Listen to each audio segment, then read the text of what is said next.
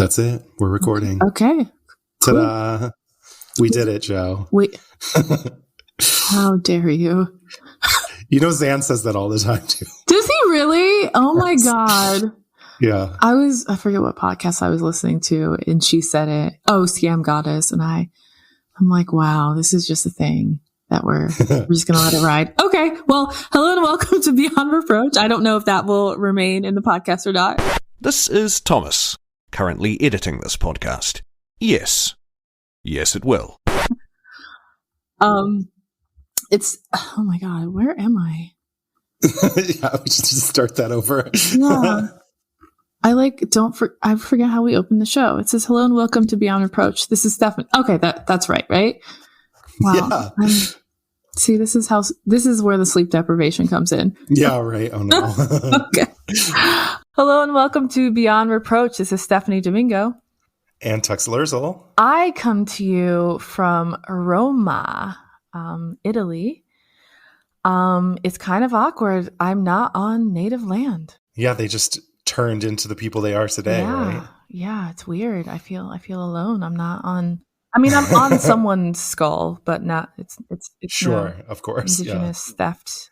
I'm sure there was a lot of murder. Oh, that happened absolutely, in Rome, sure. yes. There were injustices that happened. Many of them. Land is so old, so yeah. Well, I am coming to you from Detroit, Michigan, where I record on land belonging to the Ottawa, Potawatomi, Ojibwe, and Wyandot nations. Very nice.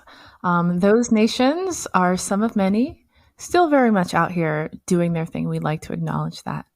This is the show. Heck yes. This is the show about scandals and scandalousness in American politics and government. We be drinking and we be swearing, y'all. Fuck yes. We back. Mm-hmm. It's great to be back. We back, baby. Well, let's dive into this cocktail before we keep going. Yeah.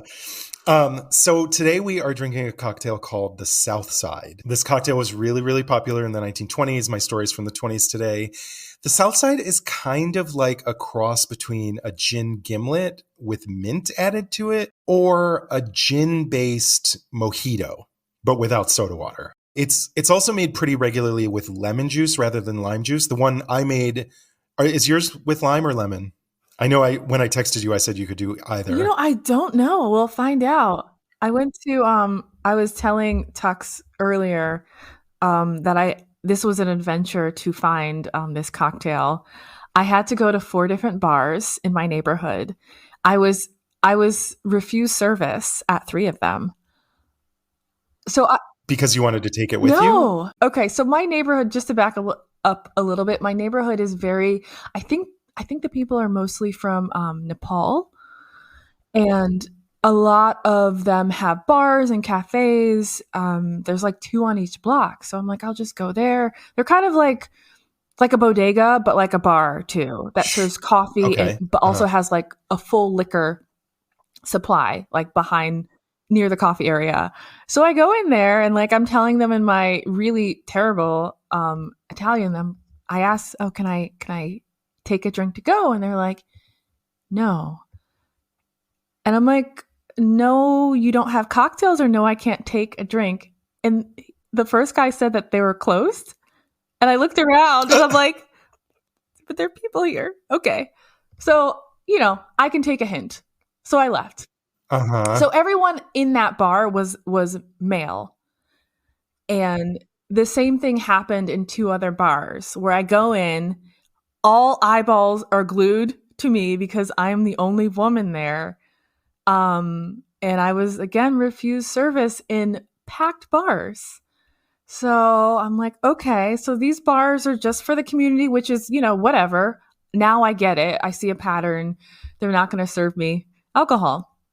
So I went to this really cheesy bar that I was hoping to avoid because it's so bright in there, like almost neon lights. Like I was just expecting to go to like this bodega, like, environment. Like I don't want to be under harsh, like, terrible lights. So I go in there and I'm greeted by this really attractive Italian man who kind of looks like Stanley Tucci. And he helps me out. He totally helps me out. He could speak English, which is helpful. And I finally got my cocktails, and I just felt so out of place because it's like a date spot. And like, I am just being an American, being sloppy. Like, I had tennis shoes, leggings, like I was not prepared for anyone to be looking at me, to be interrupting dates. And you're like, can I take 2 cocktails to go, please? Yeah, he put them in little cafe cups with tops. And oh my God. And I'm paying, and he's like, would you like a pizza? I'm like, sir, I just want to take my cocktails, my shame, and leave. And he laughs. I laugh. He disappears and comes back with a pizza. So I got a free pizza right here. A free pizza. Amazing. I think he just saw how flustered I was and was just trying to help me out. Here, feel better. So I don't know what's in this cocktail. I was really just like trying to be invisible as they made my cocktails so I could just get them and leave. Sure. But funny. Yeah, we'll find out if it's lemon or lime. But yeah, let me shut up. Yeah, so I mean, that's a fun story. But so for whatever reason, this cocktail can be made with either lemon or lime juice. It's also made with gin, simple syrup, and mint. Just like a lot of cocktails that we have discussed on this show, researching the history of the South Side turned up a lot of contradictory information. So if its lack of clear identity is confusing, don't worry. So is its history. I love it. There are 3 very different yet very common origin stories that you'll find if you try and like Google this drink or the history of this drink. One story claims that it was invented in Chicago and named for the South Side neighborhood. And supposedly it was invented specifically to mask the flavor of bad quality gin during Prohibition. Another story says that it was invented several years before Prohibition at the South Side Sportsman's Club in Long Island, which was a private club where upper crusty Manhattanites would go to hunt and fish and drink mint juleps. And some people say that this cocktail may have evolved out of the mint juleps that they served there, but there's literally nothing that they have in common with a mint julep at all, other than the fact that there's mint in it. But like, it's a different spirit. There's citrus in that. It's like they could not be any more different. That's a weird one. Yeah. And then another popular origin story says that it was invented at the 21 Club in New York. And while 21 definitely poured a fuck ton of Southsides during Prohibition, a recipe for a very similar cocktail called a Southside Fizz appeared in print in 1916, and the 21 Club didn't open until 1922. So it's more realistic to say that the 21 Club popularized the Southside, but it didn't invent it. So the Southside Fizz, this sort of earlier recipe, is very similar to the one that we're drinking today, but it actually calls for both lemon and lime juice instead of one or the other, and it adds soda water, which this does not. But so let's take a little sip. Sipsy doodle. Sipsy doodle. Cheers. Cheers. It's lovely. Do you like it? Lime. It's really nice. Lime, yeah. Yeah, it's very like subtle. Yeah. I like it. It's like a gimlet. Yeah, it's like a gimlet, but there's mint in there, but it's not super minty. It's more sort of just like green and like herbal without being like mint. You know what I mean? It's sort of grassy almost. Yeah, I like it. It'd be me too. In the summertime. Yeah. Very refreshing. Totally. Yeah, so that is the South Side. So let me dive right into this story here. So while the bulk of my story that I'm going to tell today takes place a few decades later, it all started on a family farm near Youngstown, Ohio in the late 1800s. Most of it doesn't actually take place in Ohio, but some of it does. When I was a kid at school learning the golden rule, teacher often used to say, if you don't tell a lie, there's not a reason why you can't be like Washington someday. How could Washington be a married man and never tell a lie?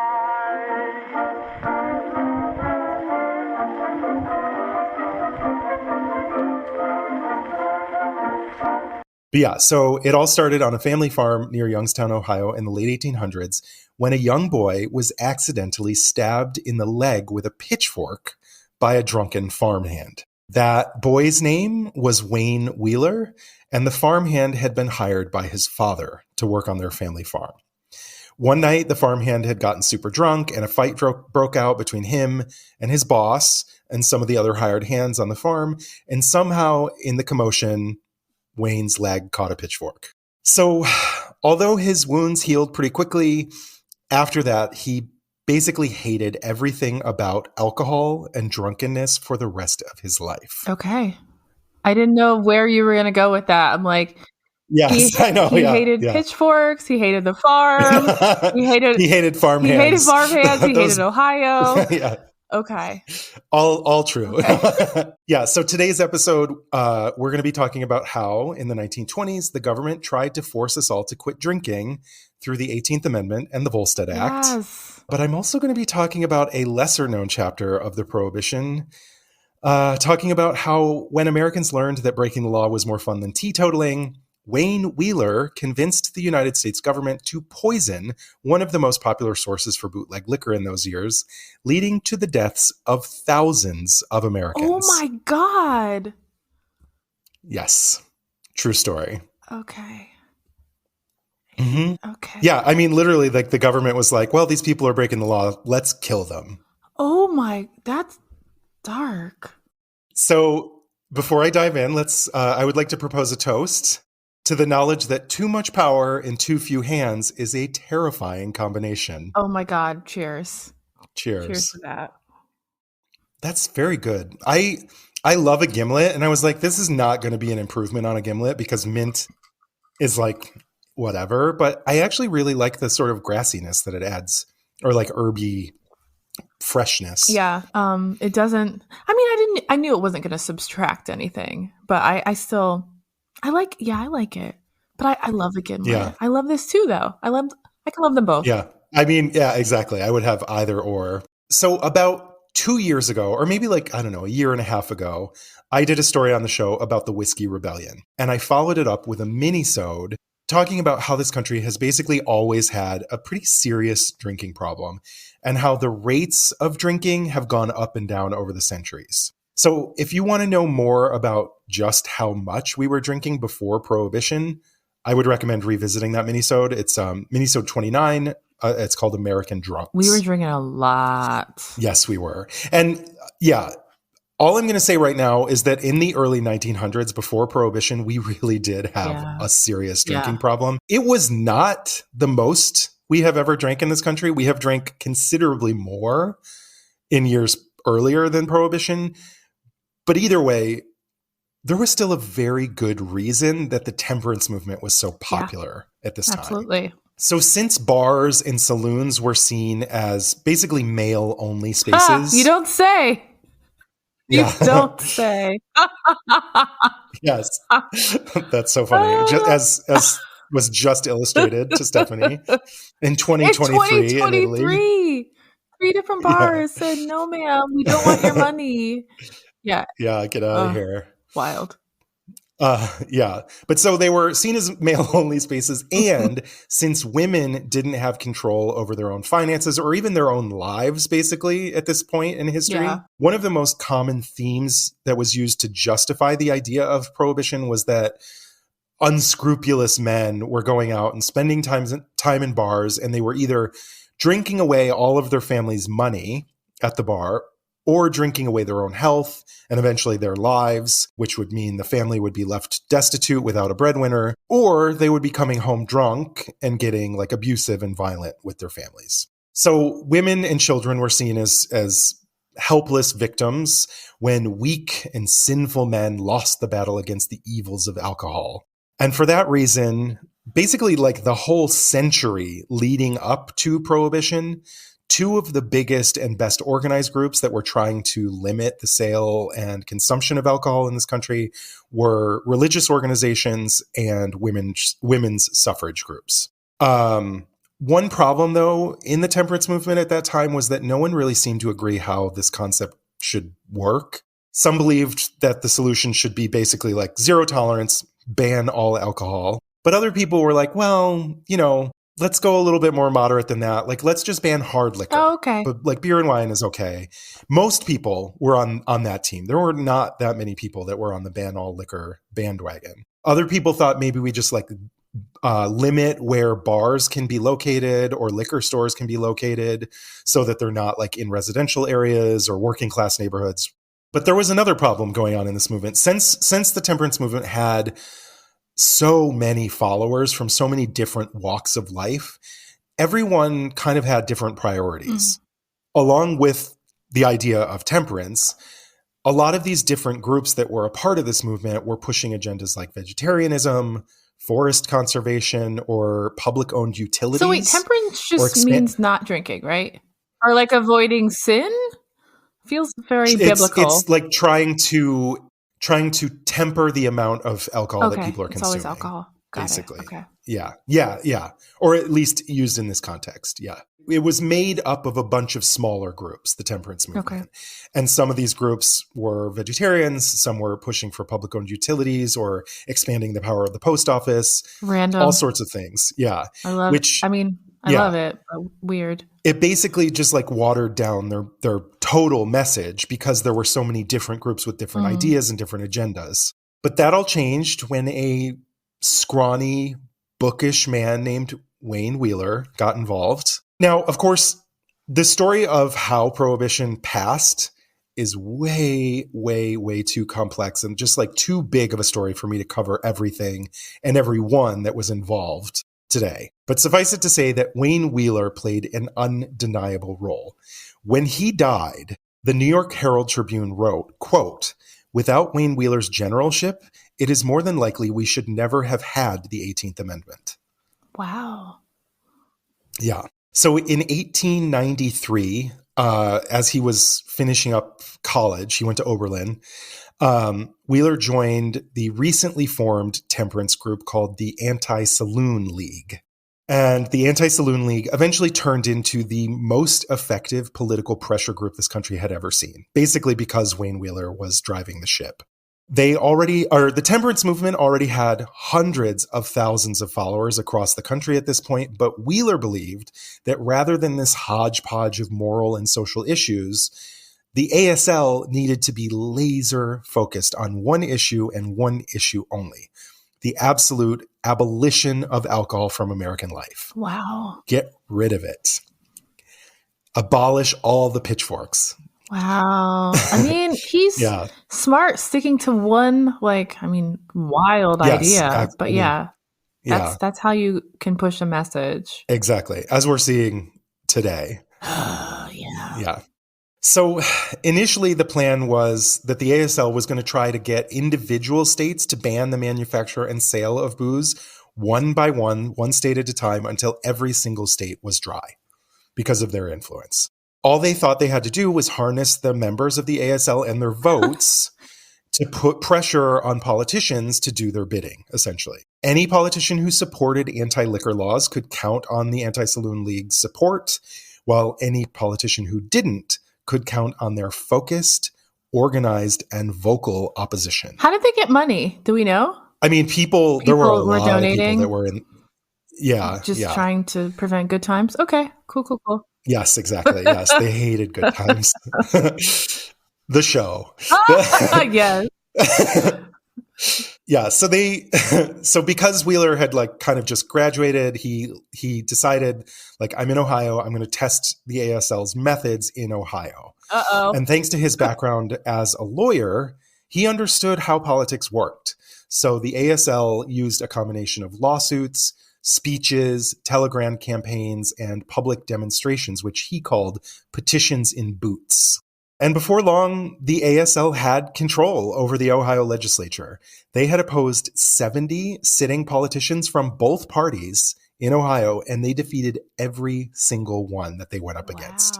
And once their hand-picked replacements were voted into place, they pushed a bill that put the power of the saloons directly in voters' hands at the local level. Oh my So basically, God. If Cleveland wanted to be wet, Cleveland would be wet. If Dayton wanted to be dry, Dayton would be dry. That shit still exists. Really? I did not know that. Yes. My parents live in a dry county. Yes. You have Wayne Wheeler to thank for that, and the Anti-Saloon League. I didn't know that. That's crazy. I wish the pitchfork hit him in the dick. It would probably make it even worse. But yeah, seriously. Yeah. But yeah, so when this bill passed, Ohio's governor pushed for changes to the language in the bill before he would sign it into law. And Wheeler was like, oh, no, she better don't. Oh, no. And, Oh, no, she better don't. Wait, who said that? What's that? RuPaul. Okay, that's what I thought. Yeah. But yeah, so he was like, no, we're not doing this today. Not today, Satan. And so the ASL was like, okay, I guess we're ready to try and flex our muscles on somebody bigger than these little small-time Ohio politicians. We're going to take down the fucking governor of Ohio. Oh, boss. And this was an election year that he did this. And later that year, his political career was over. And the ASL was like, okay, we're ready. We're ready to take this outside of Ohio and keep going bigger and bigger. That's impressive. I mean, terrifying, but like, wow. Yeah, exactly. Like in one cycle, they got him out. Like, yeah, in like a matter of months. It was the same year. Yeah. I'm like glad people don't know about. Like, I'm glad the right like isn't replicating whatever he's doing. Apparently, there is a political movement called Wheelerism that this is like still. People still talk about Wheelerism as a strategy Seems today. Very successful already, but yeah, I'm going to let you go on. Yeah. Wow. I mean, that's why single issue voters and you know, politicians who focus on these like boogeymen kind of topics are so popular and so successful, because all you have to do is it's all smoke and mirrors. You know what I mean? I mean, in Wayne Wheeler's case, he really did care about the issue that he was pushing for, rather than like politicians who want to villainize drag queens or something, who are really just trying to get you to focus on drag queens when there's something else going on. But yeah, so the ASL decided to move beyond Ohio. And for the next few years, they were pretty successful. They had some success in the South, especially. But then in 1913, the 16th Amendment enacted a national income tax in the United States. And the ASL saw this as a golden opportunity for them. Because up until that point, the federal government depended on liquor taxes for as much as 40% of their annual income. What? Seriously. Oh. 40% of the United States government's income was coming from liquor taxes. Why are they drinking that much? I mean, we were drinking a lot, and there was no income tax. Okay, there we go. Okay, there was no. Okay, so it's like by comparison, there was no income tax until then, and like you know, infrastructure was much smaller and easier to pay for it. Seriously, yeah. So politicians who were opposed to prohibition were like, no, we can't get rid of booze because the government needs this tax money. But then when income tax was enacted, the ASL was like, now what, bitch? Ha! Checkmate. Yeah, exactly. So the ASL was like, all right, we're abandoning this state-by-state bullshit strategy, and we're going to focus instead on a national ban on alcohol through a constitutional amendment. Stop it! Wow. They're like, no, we're going fucking big. We're shooting for the moon here. The audacity. I wish I had just like an ounce of that audacity. Just like the smallest fraction, like 1/256th fraction of that audacity to be like, we're gonna add an amendment to the Constitution.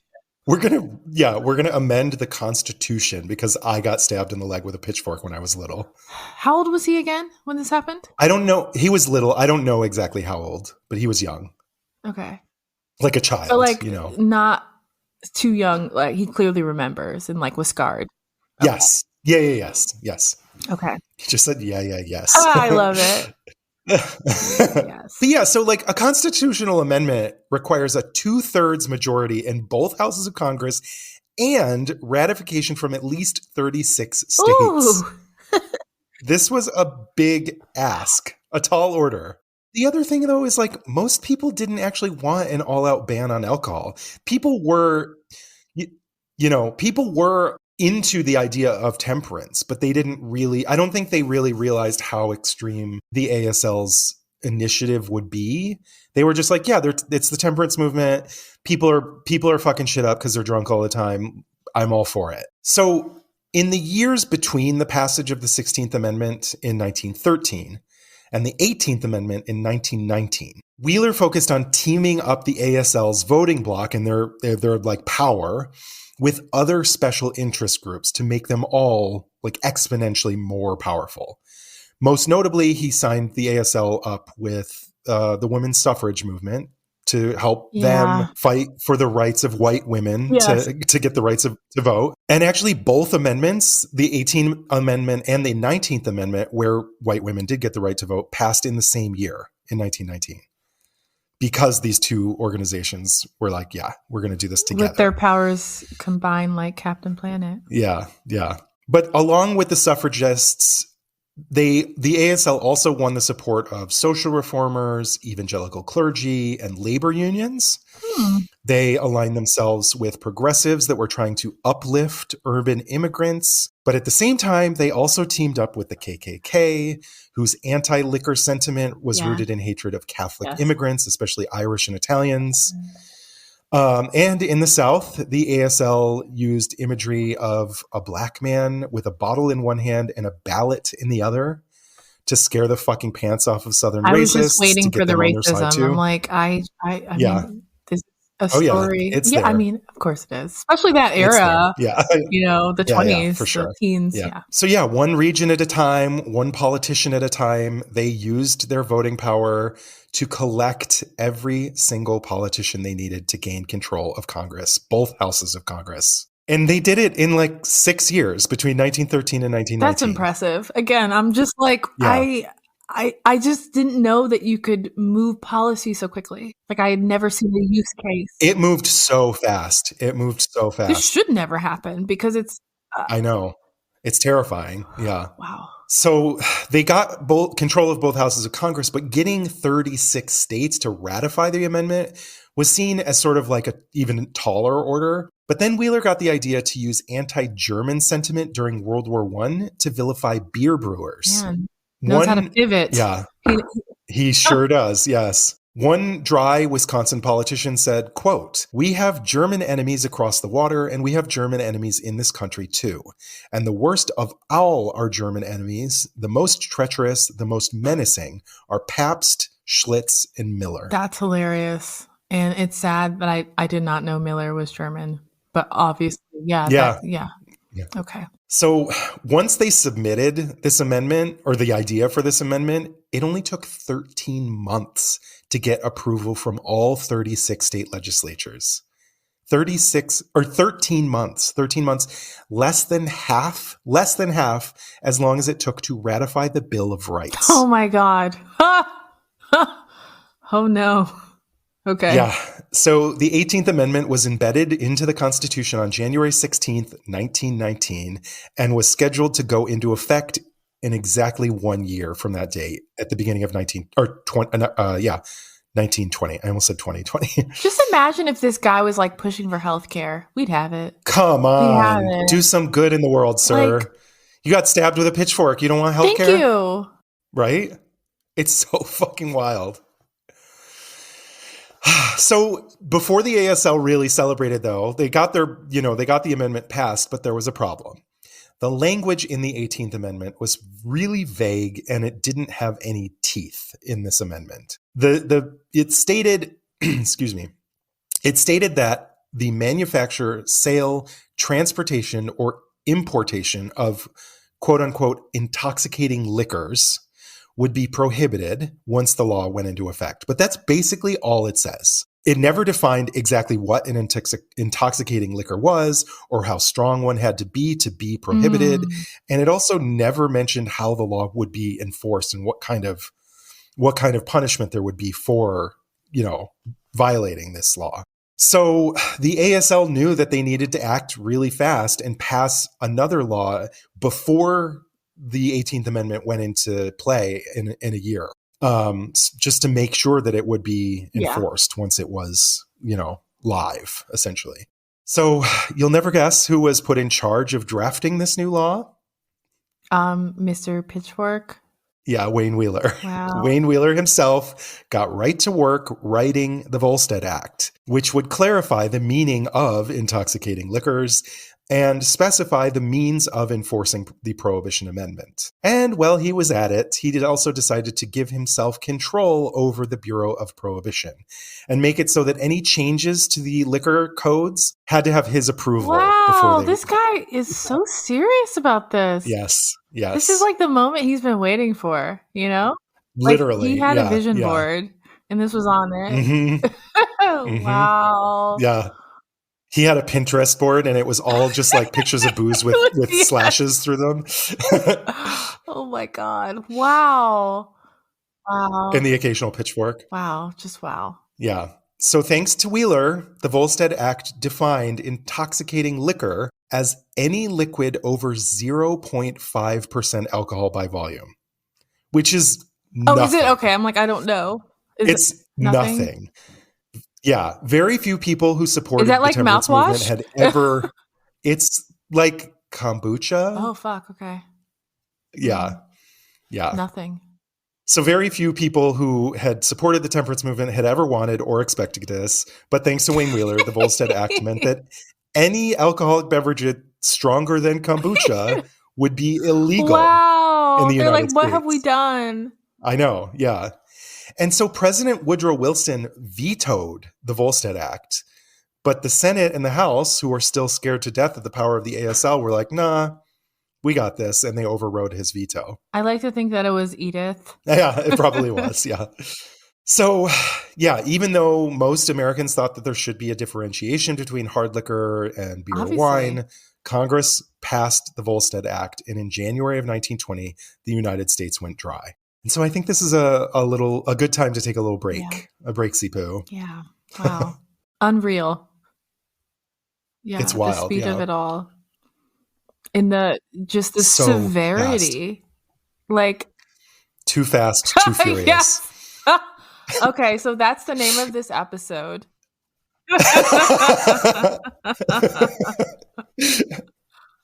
Amazing. Yes, it is. Yes, it is.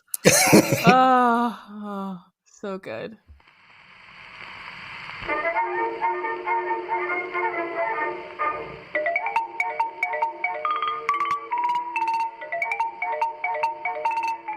Welcome to Hashtag History. I'm Rachel. And I'm Leah. And if you're a history nerd, Or even a history hater. this is the podcast for you.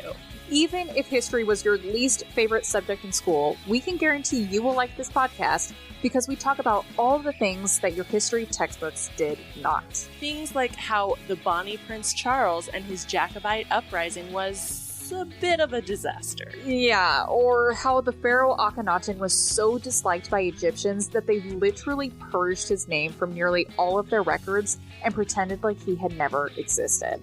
And we do all of this while drinking and rating a custom-made cocktail specific to that week's topic. So grab a drink, take a seat, and hang out with us each week as we learn all about history's greatest stories of controversy Conspiracy and corruption. So we're back. My drink is very wet. Sorry to those in the United States in the 1920s who couldn't get a wet drink. So yeah, after January of 1920, with the evils of alcohol abolished from the United States, the temperance movement promised that families would be made stronger, weak men would come to Jesus, and crime would albeit disappear. But that's not exactly what happened. It's not really. Yikes, no. yeah. Yeah. So not only did criminalizing alcohol fail to strengthen the nation's moral fiber. You don't say. We weren't all I know. saved by Jeebus? It also completely undermined America's respect for the government and the Justice Department or justice system. And people who had happily obeyed the laws of this country for their entire lives suddenly realized that laws that they didn't believe in were meant to be broken. I love that for them. That's a good realization. It was literally overnight. Now the country is was my like, time to do crime. Yeah. Yeah. How about fuck the government? Yeah. Yeah. Crime is fun. How about these nuts? So everyone was in on the action. Winemakers started shipping grape juice concentrate with labels on the packages with detailed instructions on how to avoid accidentally breaking the law by allowing the grapefruit juice to ferment into wine at home. Wow. They're like, here's this grapefruit juice that you bought. Don't turn it into wine. And here's the instructions on how not to do that. Don't do this thing I just showed you how to do. Don't do it. Don't you do it. Oh, no. Do it this way. Right. Don't do it that way, though. Yeah. So rather than keeping men out of the saloons, Prohibition actually brought women into the speakeasies and made co-ed drinking popular in a way that it had never been before. Like, bars and saloons were male-only spaces, but speakeasies, there was women there. A lot of women. It was So women started drinking totally because it was like bad to do, or they were already drinking before? They would drink at home and stuff, but they didn't go out. They weren't going to the bars, But then when speakeasies happened, it was like nightlife developed. Oh, I see. All of a Got sudden. it. Okay. Yeah. Cool. Like, Prohibition changed American culture, and I've taken a lot of this out of my outline, but I am putting it back in. Like, so many things were changed permanently because of Prohibition. Like, at-home dinner parties were not a thing before Prohibition. But people were like, I got a bottle of wine. I bought it from a smuggler. Let's have a party at home Hell and make yeah. dinner. Yeah. Ooh, okay. Like, so many things changed. Speedboat design changed because smugglers were trying to outrun the police in harbors and shit. Like, it is wild the number of things that were changed because of this. That's incredible. It made boat engineering, or it made boats faster. Yeah, literally. But yeah, so speaking of these speakeasies, thanks to the suddenly huge numbers of Americans that were willing and eager to break the law, organized crime almost instantly exploded in cities across the country. Yeah. Like, the mob wasn't shit before Prohibition, and all of a sudden they ran the shit in every fucking big city across the country. So they weren't big before Prohibition? That was, yeah. No, I mean, they were around, but they were kind of small potatoes. They weren't doing they were not doing things on the scale that they were doing once everyone wanted to crime. Yeah. Yes. People are out here criming in these streets. They're criming. I'm not mad at their criming at all. No. They're performing crimes, Yes, they were performing crimes. Yeah. And if police weren't speakeasy patrons themselves, not just the police, but judges, city council members, mayors, everyone was going to the speakeasy. But if the police weren't going to the speakeasy themselves, they were usually more than happy to at least accept bribes to look the other way. And even Wayne Wheeler's own Prohibition agents were accepting bribes. And in many cases, they were even more crooked than the cops, because most of them knew that the best bribes came from the biggest crime bosses. So they just had to make it look like they were still doing their jobs by cracking down on small town moonshiners or independent speakeasies that weren't run by the mob, or the random runner that had a little bit, all of which actually made organized crime even more powerful, because these Prohibition agents were taking out the competition for the mob. Obviously, this wasn't the case with everyone, of course. Some agents actually did try to do their jobs and do them well. There was Elliot Ness and the Untouchables. There were Prohibition agents that really were trying to crack down on illegal alcohol. But for the most part, people were like, I like money. You have money. I don't care if you drink. You know what I mean? Your drinking isn't hurting me. I didn't get stabbed in the leg with a pitchfork when I was a kid. And, a lot of Americans also did completely give up drinking, or at least try for the first couple of years. They were like, no, it's illegal. We probably shouldn't do it anyways, because bad shit was happening. People were too drunk. People were too drunk. So a lot of people really did try. Or at least cut back, right? And And at first, the rate that we were drinking really dropped super drastically. But then over the first couple of years, that rate started to climb again. And by the mid 1920s, it was pretty high again. It wasn't to where it was before, but it was close. Yeah. I mean, because it was a lot harder to get liquor. You could find it if you wanted to find it, you could find it, but it was a lot more expensive, and it was kind of dangerous and seedy, and you don't know where it was coming from. I mean, I should say here that the rich, this didn't affect the rich. No one was arresting. No one was going into the Vanderbilts and raiding their wine cellars. Yeah. No one, Harding was drinking in the White House. Exactly. Yeah. This only affected mostly poor people who lived in cities, people in the country were already brewing their own moonshine and shit, so they weren't even really affected in the way that people in cities were. This affected poor people in cities. That's unfortunate. Or middle-class people in cities. But yeah, so as these rates of drinking started to climb again, Wayne Wheeler was fucking Of course pissed. he was. Like, no fucking sir, we're not doing this. So by the mid-1920s, booze was pretty easy to come by if you knew where to look. At one point, New York City's police commissioner estimated that there were 32,000 illegal establishments selling liquor in New York City. 32,000 in New York City alone in the mid-1920s. That's outrageous. Yeah. I mean, they weren't all speakeasies. A lot of it was probably like somewhere like the corner store where you could be like, can I get, you know, a bottle? Yeah. But still. Wow. But so where do you think most of this booze was coming from? Like, I don't know how much you know. I always had heard of like bathtub gin and this kind of idea of like, but I never really knew where it was coming from or what was it it coming meant, from Canada? You know what I mean? Like, some of it was, a lot of it was. I would assume at least the stuff from New York. Like, it's not hard to run it down. Cities on the border with Canada or close to the border with Canada and cities on coasts, it was a little bit easier for those kinds of cities to get, smuggled liquor. But places that weren't on the coast still had to find a way to get. And a lot of, New Yorkers also were not drinking smuggled liquor because smuggled liquor was safer, but it was a lot more expensive. Oh, okay. So they were making it themselves? Is that what's happening? Yeah. So some of it was being smuggled in. Some was being made in like country moonshine stills and being shipped into the cities. Some of it was being brewed at home, like the people that were buying the grape juice, just because, their kids like Welch's. Oh, absolutely. Yeah. Some people were doing that. But in the first several years of Prohibition, the vast majority of the liquor we were drinking was being distilled from other legal sources that were never meant for human consumption. Oh, no. Yes.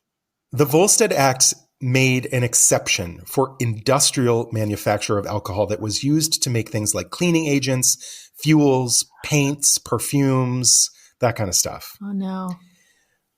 But bootleggers learned how to sort of refine this industrial alcohol into something drinkable, and then you would mix it with strongly flavored mixers, lime juice and sugar and mint to cover up the fact that it tasted like fucking perfume or paint or whatever. Whoa. And then they would sell it in speakeasies. That's why a lot of Prohibition drinks have such strongly flavored mixers, because this stuff tasted like shit. I just thought it was because it was people never were making it and they were bad at making it. That's kind of what I've always assumed too. That's sort of the story that we're told as kids, like when we do learn, for like 2 days when we learn about Prohibition in school. That's kind of how it's presented, but that is not the case. What they were doing in these bathtubs is after it was distilled, they would put in juniper and flavoring agents to make it taste like gin. Yeah. But it was never brewed as gin. It was brewed as fucking alcohol to be made into perfume.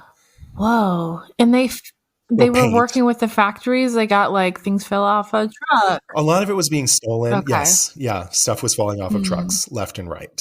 Stolen and redistilled industrial alcohol was the primary source of liquor in this country. Wow, and the government actually estimated source. That's wild.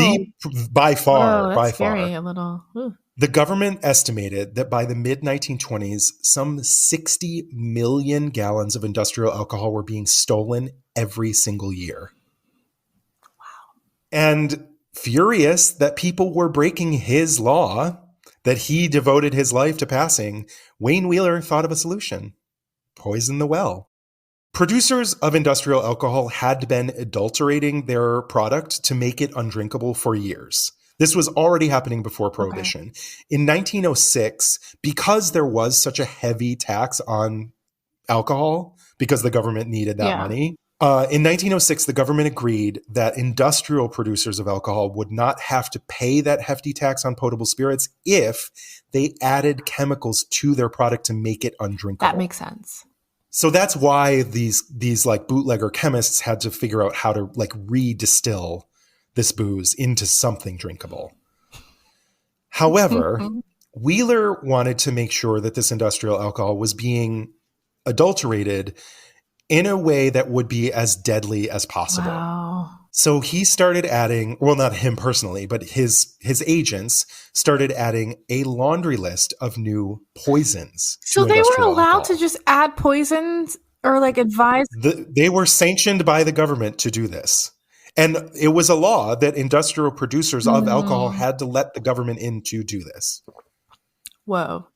Or they had to do it themselves with government oversight, Okay. you know. And there was oversight before to just make it undrinkable? They were just like, yeah, it can't be drinkable. It doesn't necessarily have to be like deadly. In some cases it was deadly if you just drank it on its own. But it was like stuff that was very easy to distill out. Alcohol boils at a very specific temperature in a still.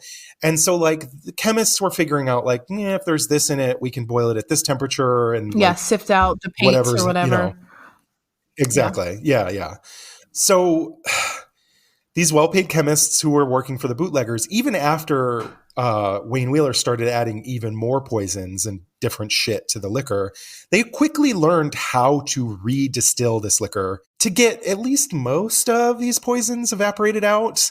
Like, and this is why, a lot of people were afraid to go to the speakeasy because it could be dangerous. You didn't know what was in the liquor that you were drinking. You didn't know where it came from.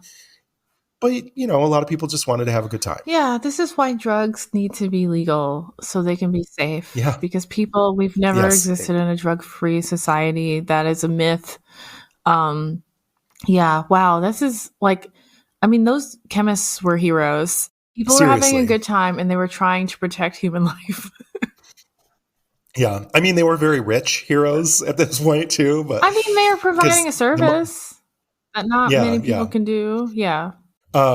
So this basically led to like a war between the Prohibition Bureau and these chemists. The Bureau kept changing the formulas of poisons. Wow, they were really trying to kill people. They literally wanted to make sure that people would die.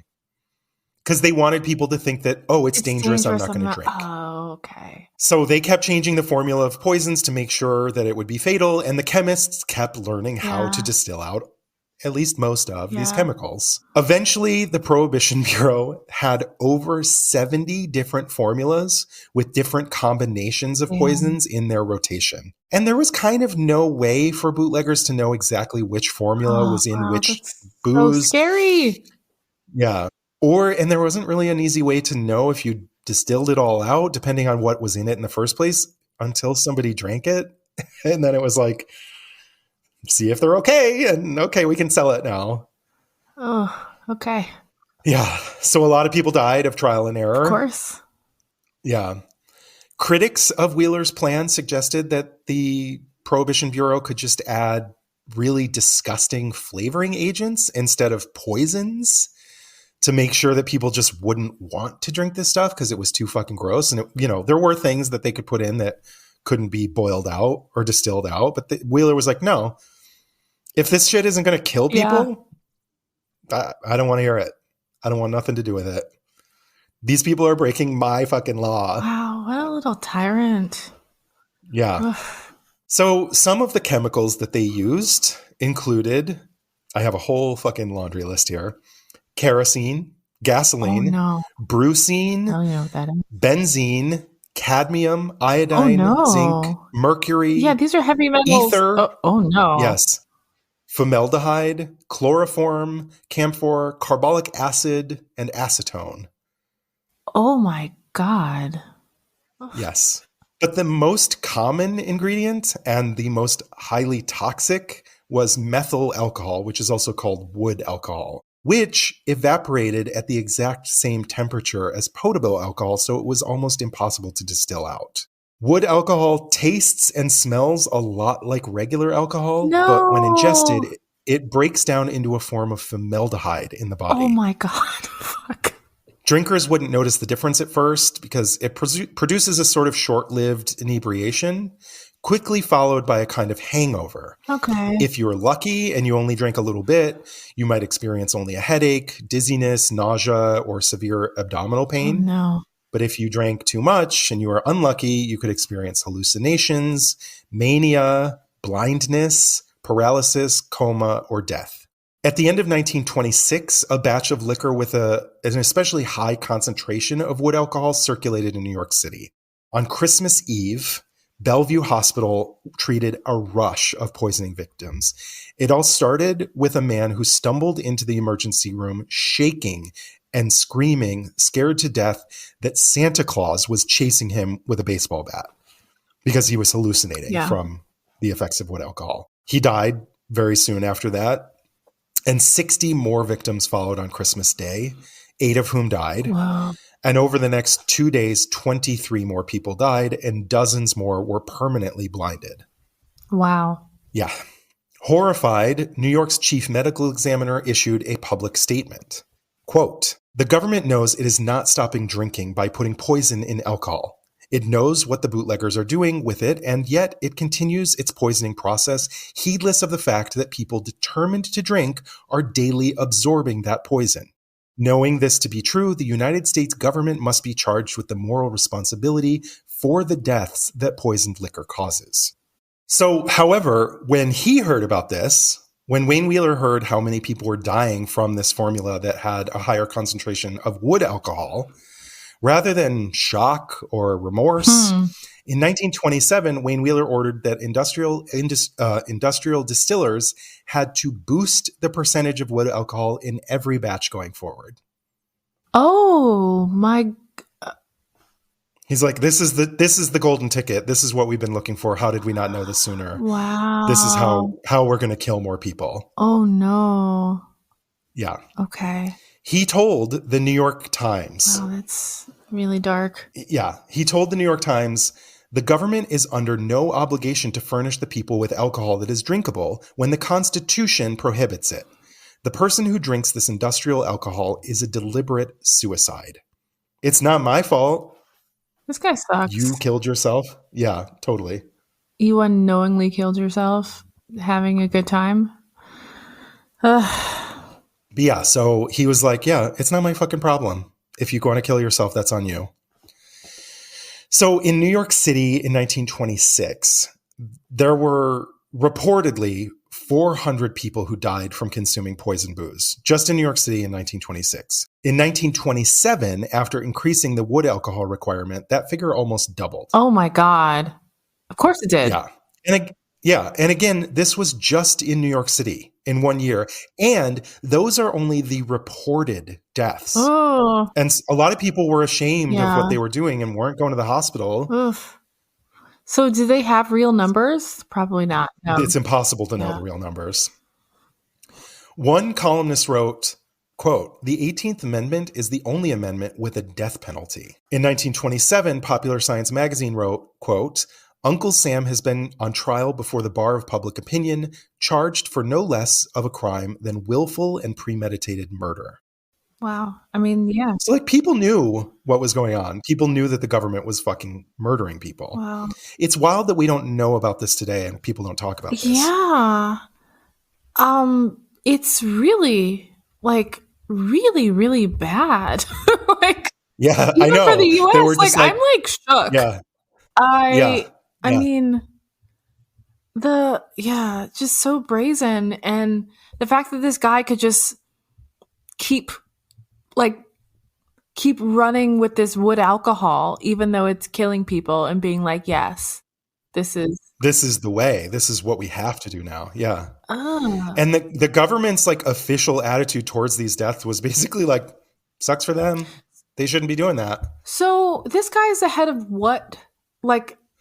He's not an elected official. He doesn't really he's kind of sort of oversees the Bureau of Prohibition, but he kind of put himself into that position.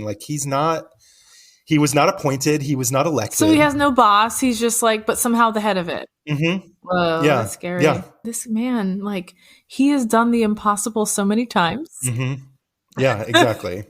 One Prohibition official said that drinkers on the fringes of society were, quote, dying off fast from poison hooch, and that if the results of these deaths was a sober America, a good job will have been done. Okay, so eugenics type of okay, this is helping. These people are they're a drain on society because they're Yeah. So we just need a rich white woman to die, and then they can change. Yeah, exactly. Yeah. But rich people were not drinking this poison shit. Oh, of course, they were getting the safe. They were getting the shit. smuggled stuff from. Oh, okay. So damn. Okay. Yeah, rich people were not going to speakeasies and drinking this poison. But rich people they knew were going to speakeasies, right? They were going to speakeasies, but they weren't. I mean, maybe they'd have like a drink, but I feel like they knew to probably either get drunk beforehand or they probably had little, bring it with them. Yeah, exactly. They flasks or something. Yeah. Mm-hmm. By the time Prohibition was repealed at the end of 1933, most sources estimate that the total national death toll was around 10,000 people over the years of Prohibition. Wow. But some people believe that number was much higher. Yeah. Could actually be as high as 50,000. Yeah. 50,000 Americans like murdered by the government because they broke the law. Wow. That's really bad. Wayne Wheeler died of heart failure in 1927. I was just thinking, like, this man kind of needs to die because I think that's the only thing that will stop him. Yeah. This was 6 years before Prohibition ended. Eventually, though, like the bootleggers kind of figured out how to brew their own booze. Oh, okay. Because they didn't want to kill off their own patrons and shit. So like after 1927, when things got really poisoned and like it was really dangerous, they were like, no, we got to figure something else out. Yeah. And eventually the industrial alcohol stuff kind of subsided and they were making their own. But like they didn't stop drinking. No. You know what I mean? But yeah, so he died 6 years before Prohibition was repealed. A biography published the year after his death, written by a colleague of his, described him as a man who, quote, controlled 6 Congresses, dictated to 2 presidents, held the balance of power in both Republican and Democratic parties, supervised a federal bureau from the outside without official authority, and was recognized by friend and foe alike as the most masterful and most powerful single individual in the United States. I agree with all of that. Yeah. Yes. I think mostly, though, he needs to be remembered as a power-hungry mass murderer. Absolutely. Yeah. He was a son of a bitch. I wish he would have lived long enough to see that everyone could drink again. And like, I know. Really sad. That's like, seriously, that would have been, to see Prohibition repealed. Delicious. Like, die that, like, a few days after. I know. Like, die exactly. sobbing. Yeah. I mean, there were a lot of things that led to the repeal of Prohibition. I mean, nobody was paying attention to the law at that point anyways. It was 1933 that it was repealed, which is wild that it was in place for 13 entire years. The government, tax revenue was coming in from income tax, but like we were going into the Depression and nobody had any money anymore. So that revenue started to dry up and the government was like, we kind of need that booze tax money again. So. Oh, that's why. Okay. Yeah, I mean, that's probably one of the biggest reasons. Yeah. I'm not mad at it. Yeah. Yeah, wow, what a son of a bitch. I know. He was so good at his job, whatever that was, the job that he gave himself. That he made up for himself, yeah.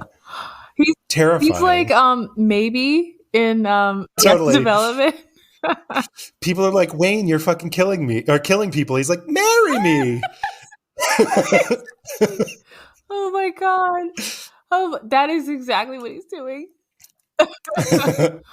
Oh, that was really good. Whoa. Thank you. That was a ride. I was not prepared for it. Right? The government killed so many people. Like so no one was many watching people. Literally him. But no murdered. one cared, I guess. No, but the government knew this was happening. There were so many different officials involved, and like nobody was telling them, "Hey, you can't kill dying." people. And it was eugenics, and like, oh, these people are a drain on the society, anyways. Exactly. Yep. They're drunks. Yeah. Meanwhile, the whole thing was pitched as like, oh, this will preserve the family. This will make exactly. This is it killed good that for man. our morality. Yeah. Let's murder people. Oh my God, what a terrible. But thank you for that story because I had no clue. I know about the industrial alcohol thing at all. I thought everyone was just like trying to be their own bootlegger, and that's why booze was so bad. Yeah, that's kind of how we're taught the story. I feel like but we're not taught this because then, like, we would learn that the government we would know from a young age kill people. Yeah, Yeah, the government don't give a fuck about Wow. you, especially if you're poor. Thank you for sharing that story. It was really, Of course, really yeah. fucking good. My drink is just mint leaves, like dried up. Oh, I've got a little drop left. Let me. I had one drop and it was not enough left. My drink has been empty. I would It's gone now. slurp, but I have nothing to slurp, and I can't slurp. Damn it! I was just gonna say I can't slurp the air. So America's history is juicy. We just add gin, lemon or lime, some mint, and some simple syrup, and it's real fucking good. Highly recommend. Not any industrial alcohol, though. Yeah, don't stay away from that wood alcohol, whatever the fuck that shit is. It'll kill you. Yeah, wow. That story's gonna rock me for some time. Like It's so fucked up. I really want to see a picture of Wheeler. It's not gonna make anything better, Oh my God. but like is he the worst? He looked like a desk clerk. Like he looked like he should be like an accountant or something. Man. He was really short. He was kind of balding and glasses and like just scrawny, bookish. Like, man, yeah, he sucked. Piece of shit. Yeah. Rest and piss. Adding him to the list. Exactly. Yeah. Yeah, but that was quite a story. I'm glad that I don't have to talk about that ever again. Yeah, it was a good one though. Yeah. Yeah, thank you. All right. I guess bye. Bye. Yeah, we'll see you again soon. Yeah. Bye, guys.